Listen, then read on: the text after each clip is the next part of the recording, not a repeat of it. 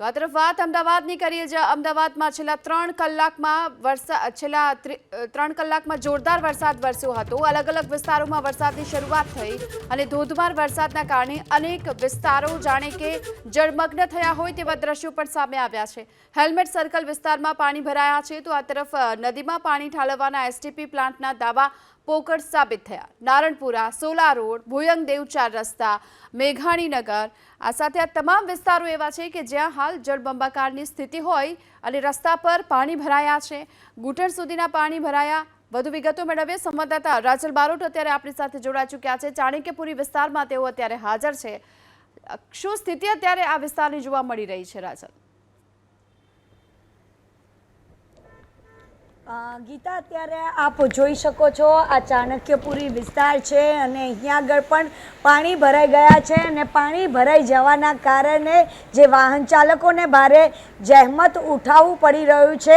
અનેક લોકોના જે વાહન છે તે બંધ થઈ જાય છે, કારણ કે અહીંયા આગળ પાણી ભરાવાની જે સમસ્યા છે તે શરૂ થઈ ગઈ છે।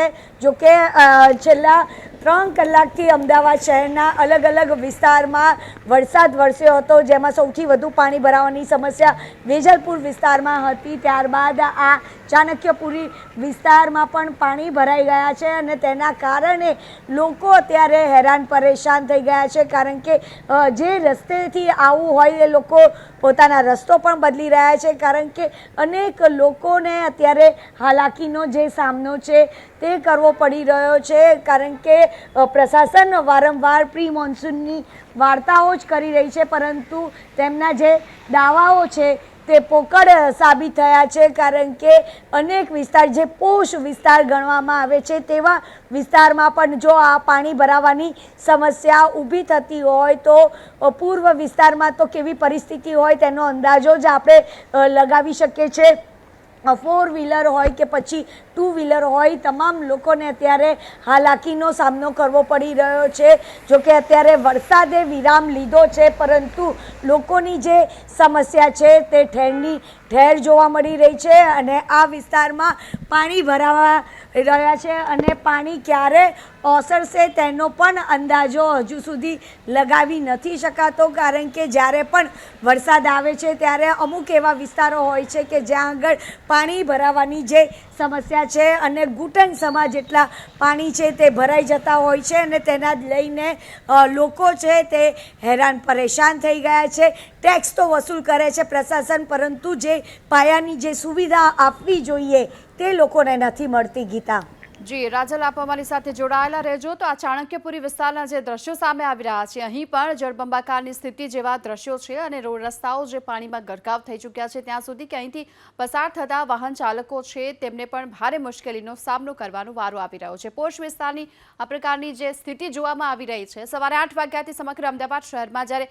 વરસાદની શરૂઆત થઈ હતી, એસજી હાઈવેના આ દ્રશ્યો આપ જોઈ લો કે જ્યાં કારની બોનેટ સુધીના પાણી ભરાઈ ચૂક્યા છે અને અહીંથી વાહન ચાલકો જે પસાર થઈ રહ્યા છે ભારે મુશ્કેલીનો સામનો કરવાનો વારો આવ્યો। બીજી તરફ વેજલપુર વિસ્તારમાં તો ગટરના પાણી બેક મારી રહ્યા છે। એક તો વરસાદનું પાણી અને ઉપરથી ગટરના પાણી, જેના કારણે લોકોને કાળા પાણીની સજાનો ભોગવવાનો વારો આવ્યો। મેઘાણીનગર વિસ્તારમાં કંઈક આ જ પ્રકારના દ્રશ્યો સામે આવ્યા હતા। અહીં પણ ઘૂંટણ સુધીના પાણી ભરાઈ ચૂક્યા છે, અહીંથી પસાર થતા વાહન ચાલકોને મુશ્કેલી પડી।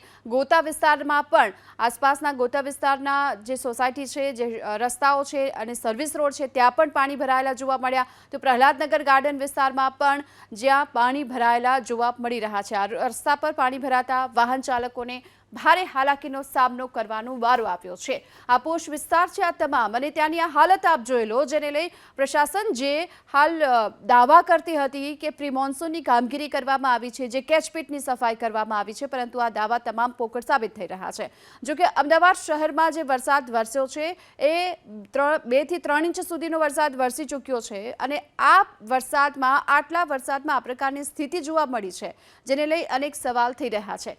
તો આ તરફ હાલ જે જળબંબાકારની સ્થિતિ આપ જોઈ રહ્યા છો, તો બીજી તરફ ટ્રાફિક જામ પણ સર્જાયો છે, કારણ કે પાણી ભરાવાના કારણે અનેક વાહનો પણ બંધ થયાની ફરિયાદ ઉઠી હતી। બીજી તરફ વાહન ચાલકો છે તે પાણી ભરાયેલા હોવાથી ટ્રાફિકની સમસ્યાનો સામનો કરી રહ્યા છે। તો તેની સાથોસાથ હવે લોકોને કાળા પાણીની સજા ભોગવવાનો પણ વારો આવ્યો, કારણ કે એક તરફ જ્યારે વરસાદનું પાણી છે ને બીજી તરફ ગટરો બેક મારી રહી છે।